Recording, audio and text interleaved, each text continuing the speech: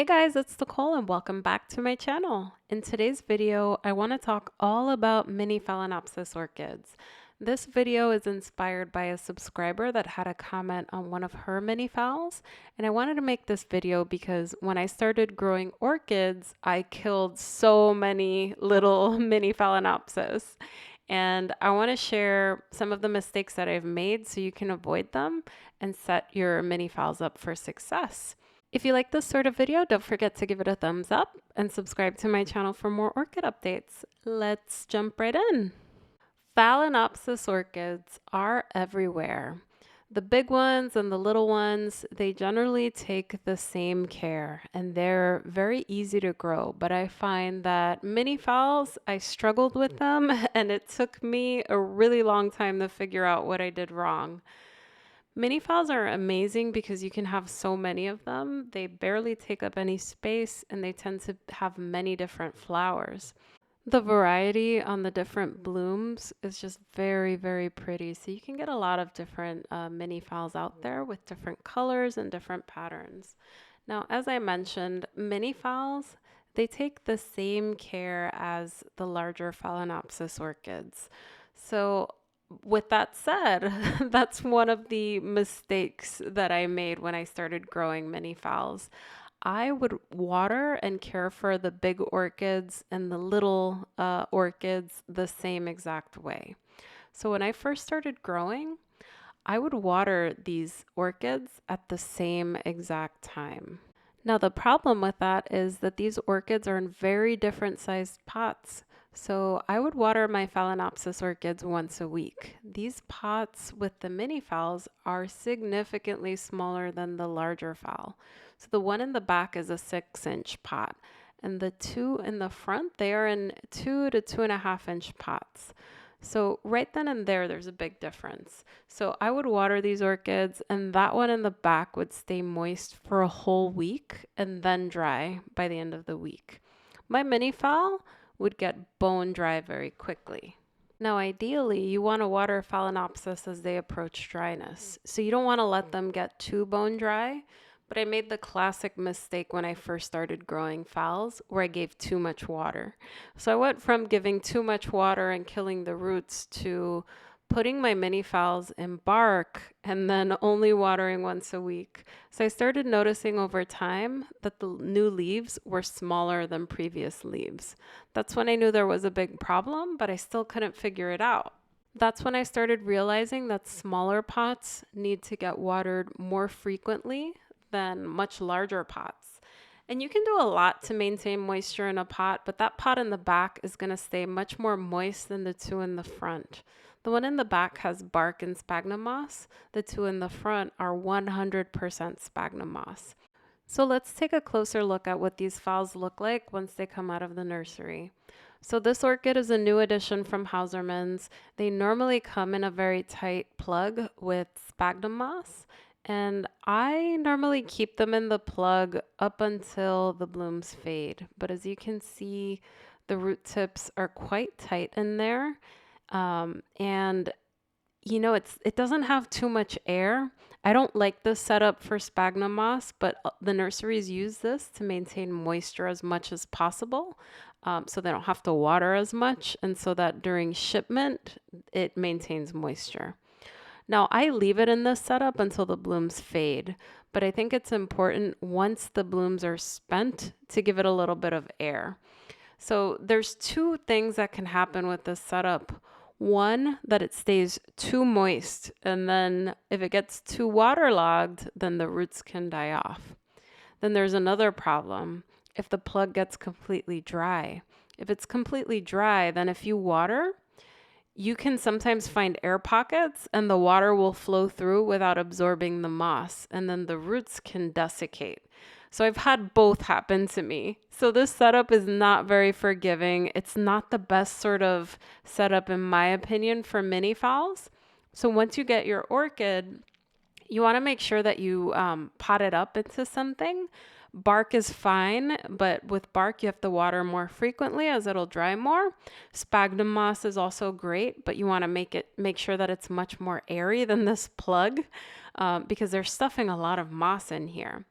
A mixture of bark and sphagnum moss sort of gives you the best of both worlds, but you can also use leca as well. You can pot Phalaenopsis up into anything that you have available. Coconut husk, whatever it is, it tends to work out pretty well. You just want to make sure that when you get it from the nursery that you're setting it up for success, and you want to be cognizant of the pot size. A bigger pot size will take longer to dry than a smaller pot size. Now, I want to show you a phal that I got. You guys have already seen this. This orchid came in one of those tight plugs, and I wasn't able to get moisture in it because the sphagnum moss dried so much. Every time I watered it, it honestly never absorbed, and it rolled off into an air pocket right out of the pot. I've repotted this, and about a month later, I've seen much more success. So this isn't 100% sphagnum moss. It's much more airy, and there are new root tips coming out, and there is a new leaf that is pushing out as well. So honestly, you can pot these orchids up in whatever you want. You just want to make sure that there's air, and you also want to make sure that you're keeping up with the watering. So this orchid was getting a ton of water because it was very dehydrated. So I prioritized that, and I made sure that it didn't go bone dry. So whenever you think about mini Phalaenopsis orchids, you want to make sure that you're paying close attention to the moisture levels in the pot. So sphagnum moss works really well with Phalaenopsis orchids, but let me show you another grow method that works really well. So I also have some of my mini phals in a semi-hydroponic setup, and this is an always moist setup. So this I truly only water once per week. There's a water reservoir within this pot that I only need to refill once. And as you can see, roots have grown down right into the water reservoir. What I like about this grow method is I don't have to worry about watering this orchid at a very regular basis.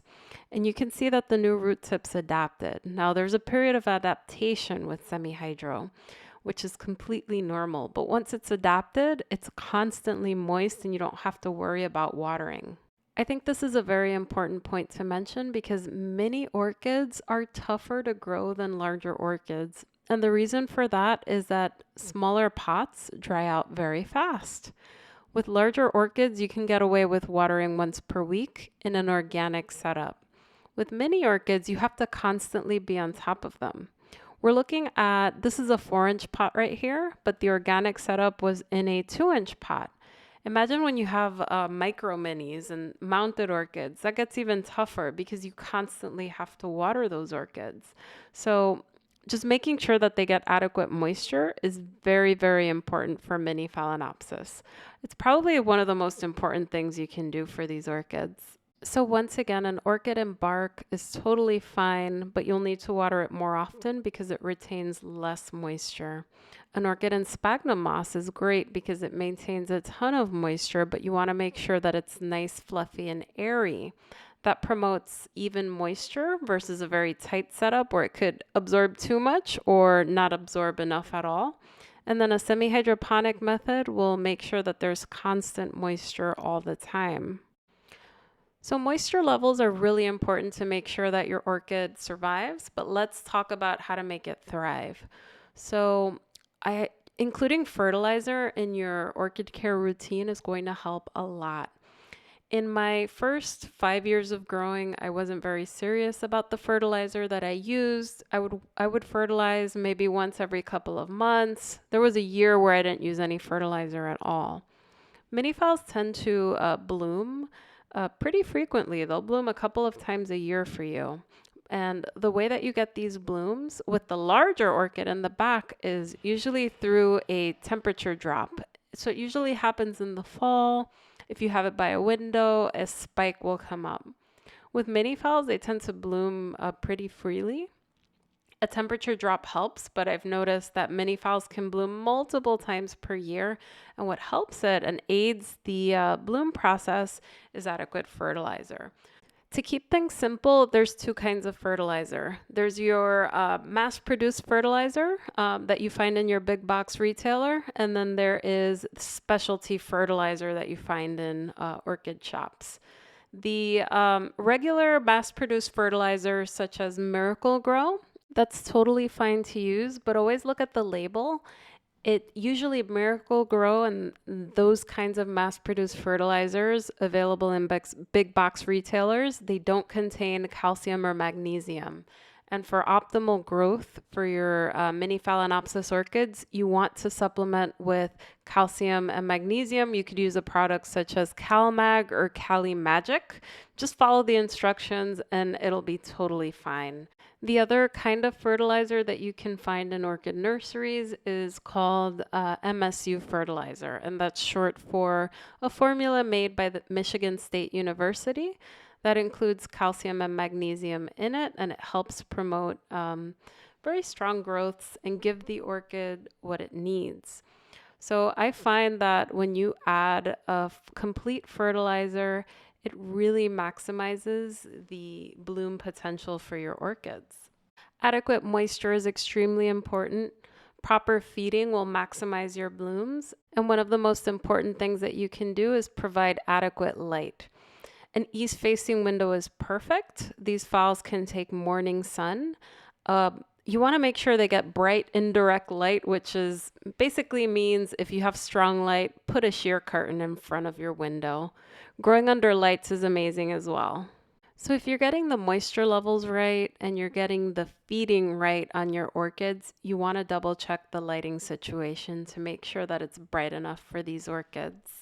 Thanks so much for watching, everyone. If you like this video, let me know down in the comments what you think. And I will talk to you guys soon. Take care, everyone. Bye.